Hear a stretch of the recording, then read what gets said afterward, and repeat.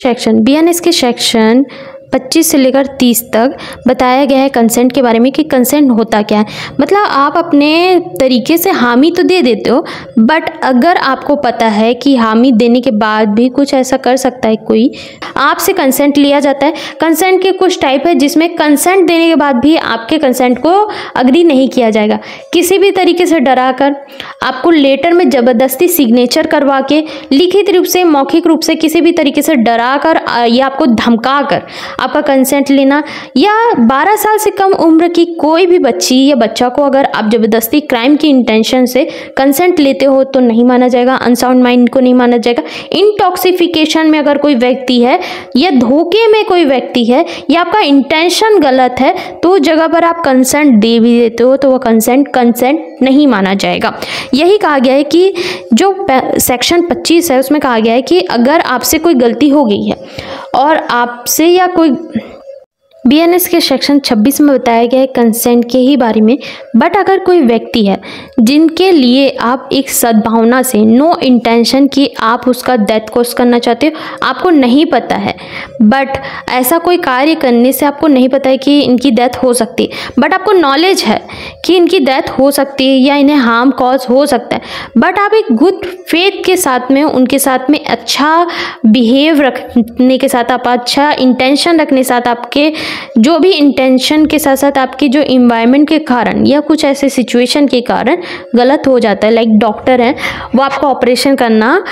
का जो प्रोसेस है वो करते हैं क्योंकि आपकी जो तबीयत है वो ख़राब हो चुकी है, आपके पेट में जो किडनी है उसमें प्रॉब्लम है। अगर ऑपरेशन नहीं किया गया तो आपकी जो किडनी के कारण आपकी डेथ तो वैसे भी हो जाएगी, अगर कर दिए तो चांसेस है कि आप बच सकते हो। तो उस जगह पर जब वह इंटेंशन नहीं है, उनका गुड फेथ है, उन्हें तो देखा जाएगा, उनका यह इंटेंशन नहीं है कि आपको हार्म कॉज किया जाए, बट उन्हें नॉलेज है कि 50-50, क्योंकि ऑपरेशन 100% कभी भी सक्सेसफुल नहीं होता, उसमें कुछ चांसेस होते हैं, तो उन्हें लाइटली कॉज है कि हार्म हो सकता है। बट अब वह गुड फेथ के साथ में आपका ऑपरेशन करते हैं, ऑपरेशन अच्छा हो गया तो अच्छा है, नहीं हुआ है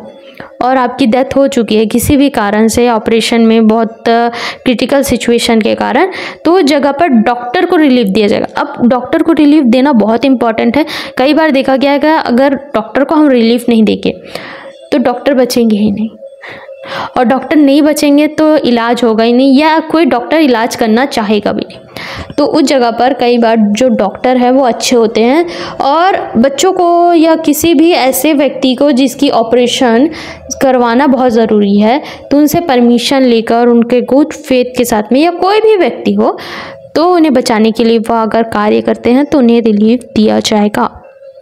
बीएनएस के सेक्शन 28 कि अगर आपका जो भी इंटेंशन है वो नेगेटिव वे में है और आप डरा कर उन्हें डेथ का फियर दे रहे हो या इंजरी, छोटे मोटे इंजरी का फियर दे रहे हो और गलत इंटेंशन के साथ में, गलत फैक्ट के साथ में प्रस्तुत करो, उसके बाद आप कंसेंट ले रहे हो तो उस कंसेंट को नहीं माना जाएगा। आपकी इंटेंशन देखी जाएगी, नॉलेज देखी जाएगी, नेगेटिव वे है कि पॉजिटिव वे है, आपका फेथ क्या है, आपका जो पर्पस क्या है, ये सारी चीज़ें देखी जाएगी। अगर यह गलत है तो आपको प्रोटेक्शन नहीं दी जाएगी एंड उसके साथ साथ कंसेंट को कंसेंट नहीं माना जाएगा।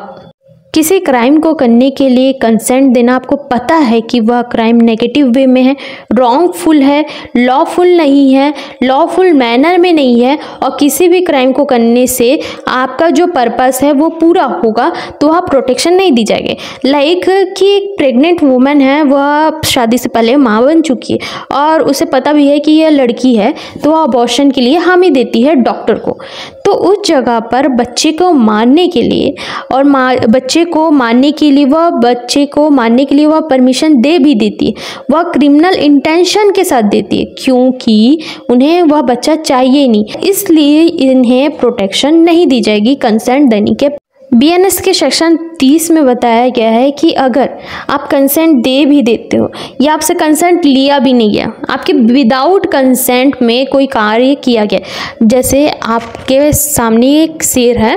और आपको बचाने के लिए उस व्यक्ति ने गोली चलाई और वह गोली शेर को ना लगकर जो आपकी पैर में लग गई, क्योंकि वो आपको बचाना चाहता था बट गलती से आपको लग गया, तो उस जगह पर आपसे बिना परमिशन के वह गोली को चला रहे हैं, या आपको बिना परमिशन के आपके साथ में कोई एक्ट किया जा रहा है, बट पर्पस क्या है, गुड फेथ के साथ में किया जा रहा है। नॉलेज है कि आप और शेर में किसी एक को चोट पहुंचेगी या आपको भी लग सकती है, उनकी अब किसी को आदत नहीं है गोली चलाने की या बंदूक चलाने की, तो गलती हो जाती है। तो उन्हें पता है कि अगर मैं इसे नहीं बचाऊंगा, इस लड़के को नहीं बचाऊंगा, तो ये तो वैसे ही मरने वाला है,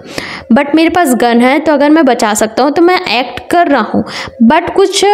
मिस्टेक के कारण, नॉलेज तो है कि गलती हो सकती है, बट आपका जो पर्पस है वो बेनिफिट ऑफ पर्सन है, कंसेंट विदाउट पर्सन है, बट आपका जो पर्पस के साथ साथ आपका जो इंटेंशन है वो गुड फेथ के साथ है, तो आपको रिलीफ दिया जा सकता है। अगर आपके साथ में कोई कम्युनिकेशन करता है, बातचीत करता है, उसमें गुड फेथ है, तो उन्हें रिलीफ दिया जा सकता है। जैसे कि कम्युनिकेशन में ह्यूमन के लाइफ को बचाने के लिए या कोई ऐसा कम्युनिकेशन किया जाता है जिसमें आपका गुड फेथ है, आपका जो बेनिफिट है वो नहीं है, बेनिफिट है ओनली उस पर्सन का। जैसे एग्जाम्पल के तरीके से समझते हैं कि एक हस्बैंड वाइफ है, हस्बैंड की वह चेकअप करवाने जाती है और हस्बैंड को निकलता है कैंसर।